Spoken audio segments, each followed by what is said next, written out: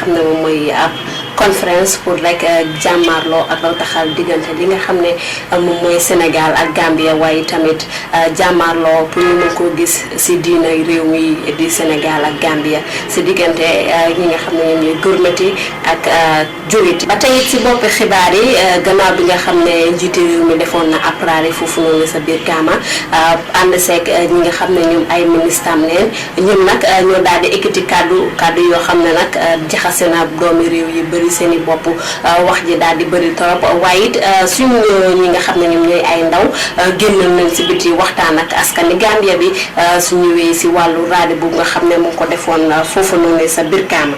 kuréel gi ngeen a xamee si EU ñoom nag ñoo daal di jox xaalis ñi nga xam ne ñoom ñooy Banjul City Council jiite ko di Roxi Malick Lo ñoom nag teg nañ seen loxo si ab koppar bu toll si ñetti tomb benn juróom ak juróom-ñaari millions si koppar euro ñoom nag ñoo ko daal di jël ñoom EU ñoo leen ko daal di jox gannaaw bi nga xamante ne nii démbal leen ko fa joxe woon foofu noonu sa Banjul. fii mooy xibaar yi ngeen ñu faram fàcce xibaar yi mbootaay gi ngeen a xamee si Sénégalu Gambia ñoom nag ñoo daal di amoon ab conférence pour rek yaxanal li nga xam ne moom mooy diina réew yi di ko dooree si réewi Sénégal ak si réewi Gambia pour gis rek jàmm am si seen diggante ba tey nag si conférence boobu noonu nekk na conférence boo xam ne gars yi bëggoon nañ koo def bu yàgga waaye tamit gars yi dañ amoon gàllankoor gannaaw bi nga xamante ne nii seeni ay nit ñoo jugee woon foofu si Sénégal di juble si fii Gambia daal di am ab jàmmarloo si yoon bi ba ay nit jot fa ñàkk seeni bakken ñu daal di ko foomoon nag waaye nag ñu daal di ko defaat si samedi bi passé li ko defoon foofu noonu sa pincam xool biir conférence bi nag nguur gi nag seen yónnee neen seeni ay nit bañ fa teew gis neen fa ki nga xam ne moom mooy jëwriñ wàllu suuf beeg diina gi ko nga xam ne moom mooy Moussa Dramé moom nag mu fa woon teewee fa bokk na tamit di si maire Banjul bi ñu gën koo xamee si Roxi Malick Lo ñun ñëpp a nga fa teewoon waaye it si seen i biir wax ñu ngi wax jàmm ji nga xam ne am na si diggante diine yi muy diine l'islam ak li nga xam ne moom mooy diine chrétien fii si biir réew mi ma teewal leen woon foofu noonu nga xam ne moom mooy pencami xool ñu dem seeti conférence boobu noonu te ñëwaat.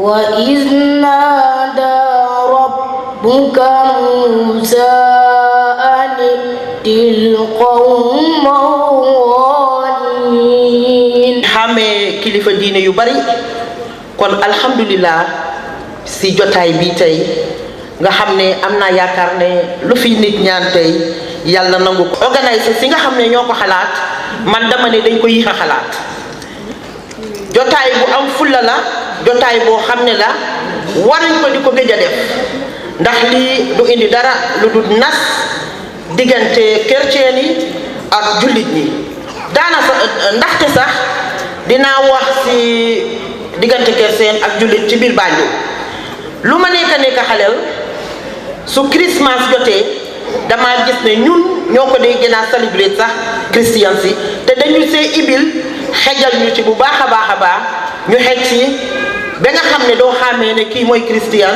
ndax kii mooy muslim kon man dama ne diggante jullit ak chrétien si duma si wax lu bari parce que ku nekk xam na ne Gambie ak Sénégal soo gisee mu am jàmm bi nga xam ne moom lañ am mooy ñi jaxasooyee nekk benn di sëyante di jàmmalante di demante di bokka lu nekk alhamdulilah. dégg nañ ne conférence bi mooy njëlbeen conférence bu mun a mos a am ci diggante ñaari réew pour ñaari diine yi toog waxtaan wane ne diine yëpp benn la ci yàlla la jógee kon ku nekk li nga moom nga toppa boobu sa morom nga respecté bosam. président Barrow bi mu toogee dafa am cadre bu fekkoon ñu déclaré fii ne Islamic State li mu njëkk a ne mooy loolu ne fii secular state la ne diine yëpp ku ko dina boobu rek ñu ko def fii loolu la njëkk a taxawal fii bon maa ngi yëgal mbokki christian yi ne seen diggante ak islam benn problème nekku ci moo tax ñu boole diine yëpp ci Gambie ñu ne religious affairs mooy diine yi seen affaire mu jël ko moom moo ko amee mu jël ko teg ko suma loxo dinaa ko doxal maa ngi ñaan kilifa diine itam yëpp ci seen muslim ñu dimbale ma ci ñaan ndax liggéey bu difficile la ndax mu yomb suma loxo. mu ngoog ki nga xam ne moom mooy njiiti réew mi di président Adama Barrow ànd seeg ay ministre am ñoom nag ñoo defoon ab rallye foofu noonu sa biir Kaama waaye si biir rallye bi nag ki nga xam ne moom mooy njiiti réew mi ekkiti na ay kàddu jëmale ko si li nga xam ne moom mooy waxtu bi nga xam ne moom la war a toog fii si réew mi moom la war a jiite réew mi ne moom nag juróomi at yi lay toog ba mat sëkk te ñetti at yi bu jotee du wàcc waaye ba tey it nag ki ngeen a xamee si Ibrahima Mballo moom mi nga xam ne honorable Ibrahima Mballo moom mi nga xam ne moo amee jëwriñi bitim réew moom itamit moo ekkiti ay kàddoom daal di wax ne jëmle si décembre buñ jubal nii képp kuñ gis nga génn si biti di dox ñaxtu si wàllu njiiti réew mi lu mu war a toog fii si biir réew mi si ñetti at jot na yi ak juróomi at jot na yi kuñ gis daal nga daal di génn di def ab dox ñaxtu dinañ jël ñun daal seeni moto yu ñu am ba def fa ndox bu tàng dinañ la ko daal di roosee moom nag moo daal di wax loolu noonu waaye nag gannaaw bu loolu amee ñi nga xam ne ñoom ñuy doomi réew mi ñoom nag daal di leen ekkati seen kàddu wax si kàddu yi nga xam ne suñu njiiti réew ak ay ministre am daal di leen ko wax foofu noonu sa rallye bi ñu defoon ab jéego suñuy ndaw génn si biti doon waxtaan ak nit ñi naka la gaay gisee li nga xam ne moom mooy kàddu njiiti réew mi ak ay ministre am foofu noonu sa rallye bu ñu defoon foofu sa biir Kaama ba tey it suñuy ndaw ñu fa woon jiite ko di Xadi Sow ñu taaxeerlu rek déglu li nga xam ne moom mooy doomi réew mi lan la gaay am pour ki nga xam ne moom mooy suñu président bi gannaaw bu ñu defee woon rallye bi foofu noonu sa biir Kaama. ñi ma jot a déglu bokk na ci Mame Mbagnick Ndiaye président bi déglu naa si tuuti Amat Ba Henry Gomes Mballo dama dégg nit ñi di wax waaye déglu moo ko si rajo waaye nguur gi li ñu wax d'accord naa si man d'accord naa si man du ma politicien kenn fayut ma salary taxi laa dawal is just like self employed waaye nguur gi ni ñuy demee kontaan naa si parce que ñoo fi indi démocratie su duutoon ñoom suñ toogaay bii tey ñemewuñ ko suñ fiy jóg dem maytu sant naa yàlla si loolu léegi bu fekkee ne gentleman agreement amoon na ay parti ñoo ko defoon waaye duutoon askan wi parti biñ ko defee ba pare ba bés ni ki tey parti ya ko defoon kenn waxut suma maas yi doon dox si mbedd bi di dégga ñooy ñëw di def ay 3 years opération ak 3 years jot na du suñ waar indil nañu démocratie mais nañu jàmm mun nañoo tukki nañ dem liggéey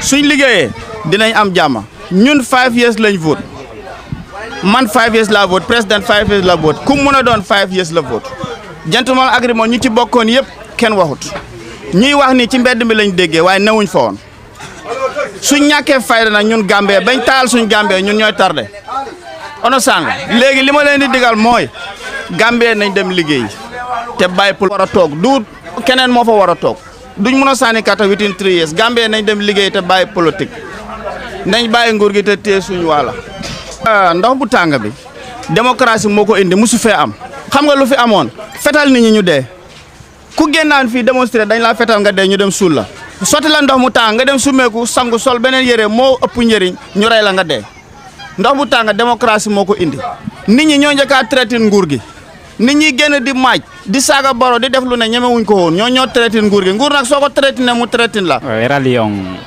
o waɗi no moƴƴiri jama on ari moƴƴa Baro youth movement Baro fans club on ko ɓe noddi kon notama. Really, I understand, the little thing that I have understood from it, most of the things that I have heard there, to me, I'm not holding them as serious. Maybe they are just things that they are talking about, holding it in their points, but actions will not be taken according to how it is said.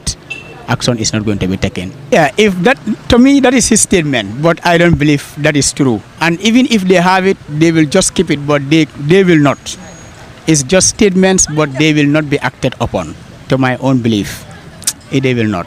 ba tey it si xibaar yi lëmbe réew mi kuréel gi ngeen a xamee si EU nekkal leen fi nag di EU ambassadeur bi nga xam ne moom moo leen fi nekkal di uyoo si Attila Lajos moom i nag moo teewoon foofu noonu nga xam ne moom mooy Banjul si suñ capital city bi si Banjul City Council pour rek teewee li nga xam ne moom mooy koppar gi nga xam ne EU jox neen ko BCC si njiitalu ki nga xam ne moom mooy Roxe Malick Lowe koppar gi nag daal dina toll si ñetti tomb benn juróom ak juróom-ñaari million si kopparu euro ñun nag teewee nañ ko foofu noonu si Banjul waaye nag si ndaje boobu noonu ki nga xam ne moom moo jiite BCC di Roxe Malick Lowe moom nag daal dina wax nag jéego yi nga xam ne def na ko ba mat sëkk pour rek jot si koppar gi ni si foofu noonu si EU waaye ba lu ñoo wax xamal nit ñi mooy pour nit ñi mën a xam seen rights governance daal pour ñu mën a xam seen xawma rights loolu tamit naka seen yelleef pour councilor si tamit ñu mun leen a jàngal ñoom i tamit loolu tamit dina si dina bokka pour ñu leen di defal ay workshop ak yooyu noonu pour ñu mun a ñoom i tamit ñu mun a taxawal seen boppa daal loolu tamit bokk na si dinañ si def Lightning Banjul yëpp dinañ si defar Kara Baylan dinañ si am na yu bëri yoo xam ne daal moom moo ci nekk loo xam ne moom dinañ ko def affaire mbalit bi boobu tamit bokk na si léegi tey ñu am ay mutu mbalit ñun nag wax dëgg yàlla am na ñoo ne ñaari mutu mbalit yu ees waaye du tax dinañ yokk yeneen tamit affaire mbalit moom Banjul wax dëgg yàlla boobu saafara nañ ko waaye dinañ gën a yokka pour def si mbalit si suñ fi da root si tamit ñu ngi fi dinañ ci góorgóorlu bu baax a baax a baax waaye luñ ci mën a def rek su fekkee ne dañoo bàyyi yoon bi sax mënuñoo bàyyi yoon bi bu baax a baax a baax loolu rek laa bëgg nit ñi xam buñ gis ne xaalis bi taxaw na rek ku nekk taxaw dañ war a sampal hôpital dañ war a sampali school dañoo def ni du noonu de xaalis bi projet bi dafa am loo xam ne moom loolu rek la dee taget soo da am na projet boo xam ne ay l'hôpital laa taget ay lii waaye bii dafa am lu moo taget te mënuñoo romba yoon bi bu ki nga xam ne moom mooy wax loolu la fas yéene toppatooy xaalis bi loolu la yóbbu Banjul si kan ba tey si xibaar yi lëmbe réew mi kii nga xam ne moom mooy uyoo si Yankuba Touré moom nag demoon na si foofu noonu nga xam ne moom mooy TRRC pour nag wax moom itamit comme gars yi ñi nga xam ne ñu fa jaaroon testify neen waaye ba tey nag moom Yankuba bu mu demee dafa wax ne nii moom du wax dara parce que su sukkandekoo si sartay réew mi ba tey nag ki nga xam ne moom mooy lead counsel bi di uyoo si Issa Fall moom nag wax na ne kii nga xam ne moom mooy Yankuba bindal neen ko ab lettre ñaari yoon pour mu ñëw uyu si li nga xam ne moom mooy kuréel googu waaye ba tey nag Yankuba jikko ji nga xam ne moom la wane foofu noonu nag lëmbee réew mi askan wi yëpp di ko waxantoo nit ñi ñëpp di ko waxantoo ba nga xam ne gannaaw bu ñu ko yóbboo si police bi ab ay ndaw ñu ngi fa woon maire ba bugg a dee ba nga xam ne ñu ngi doon jël ay xeer di jam li nga xam ne moom mooy moto bi waaye ba tey rek Fatou Samba génnoon nag si mbedd bi pour waxtaan ak nit ñi naka leen gisee Yankuba Touré gannaaw bi nga xam ne demoon na woon foofu noonu sa TRRC ñu déglu Fatou. So many people believe it was not a testimony, but rather an appearance. So let us find out from the people, how do they see his testimony? With myself, Fatou Samba. I work at the Point newspaper. Well, the TRRC to me is normal. Every transition government in the world, they establish truth commissions, and this TRRC is also as normal as other truth commissions around the world. Mr. Yankuba Touré, yes, I do. His appearance at the commission, of course. So you call it an appearance? Yeah, because he didn't. Of course, he swore to the Quran, but he refused to say anything. So, meaning he didn't testify. His actions to me were normal, though the act he shouldn't have done that. He should be mature enough. To me, he's a soldier, and soldier, even if you will be killed, you have to tell the truth. But in that aspect, I think Mr. Touré failed in that aspect, trying to protect himself with the 97 Constitution. Of course, the Constitution protects them, but that Constitution, that protection clause was just put in there by themselves. Not, it doesn't sound the opinion of the entire Gambian people. I will agree that the 97 Constitution protects him and his other colleagues, but I will disagree that the TRRC is unconstitutional. It's constitutional. Even themselves, when they came, they have commissions. So everywhere through commissions, commission of inquiries into financial dealings or whatsoever, they happen, not just in the Gambia. So his claim for TRRC being unconstitutional, I can contest that, but I can agree with him that he is protected by the United States Constitution. In my personal thinking, like I always tell people, I always advocate. That is why the CRC action of gauging people's opinion on what next, the type of constitution we will have, it's important. So the reflection, the opinion of the Gambian people need to be reflected in the constitution. It's not just people sitting out there and fixing constitution anyhow they want in their own protection. I think Gambians, we have to walk away from that. Well, if you look at it, politicians do what they want to do, and they will always continue to do what they will do. Unfortunately, our politicians forgot about this aspect of it, but they really remembered that to be in office, they need to, because the presidential or vice president or whatsoever age limit need to favor them. They went and reviewed that part of the constitution, but forgot this part of Yankuba Toure and his cronies protecting themselves from the constitution. I think they forgot that part of it. Yeah. My name is Mamoudou Fall, a journalist, Gambia Daily, but a member of the Gambia Press Union. Okay. I'm an executive member of the Gambia Press Union. It's not that I watch it. I cover the TRRC since it started, from its beginning up to date. Yeah, the TRRC is interesting. People have been coming, giving their testimony. So now, it's up. Because like I do say, people will come and give their testimony. But at the end of the day, the commission will do its work. That's the most important thing. I think one thing that is fundamental that Gambian has to understand, that the commission, that the TRRC is set up by an act of parliament, is important. That's why it's set up, at least to investigate, the atrocities since 1994 up to 2017. I think that is the mandate of the TRRC, and they are doing their mandate as expected. Call it a testimony. I will call it an appearance. Yeah, because Yankuba didn't testify, he appeared. Yes, yes. How do you see then his appearance at the TRRC? I think he should have been more diplomatic and respectful to the commission and the commissioners. I think with due respect, the commission have given him all the respect he deserved, but I think he overreacted. Yeah, that he accept to appear before the Jani Commission. I see no reason why he should not appear before the TRRC. Because remember, there were commission sets in this country. I could fully remember. There was the Algali Commission, the Atete Commission. So there were different commissions that were set. And people from the former regime, the PPP regime, and those who were named in those commissions, they appeared in that commission. At the end of the day, that commission comes with a report. So if there is a commission, this new government also came up with a commission, I think he have to respect the commission, because he was a council member and they were the people who set up these commissions. And people appeared, you understand? And people appeared. So if at all that this government also set a commission, I see no reason why he should not appear. He should have appeared. Do you also think that the government of today have a responsibility, that is, before setting up all these commissions, for them to change the constitution first before doing anything? Yes, I entirely agree with you that the government have a responsibility, because I believe that they are legal experts. I'm a layman as far as law is concerned, but they are a legal expert who knows what he was claiming. Yankuba was claiming that all these things were in the constitution that will protect them.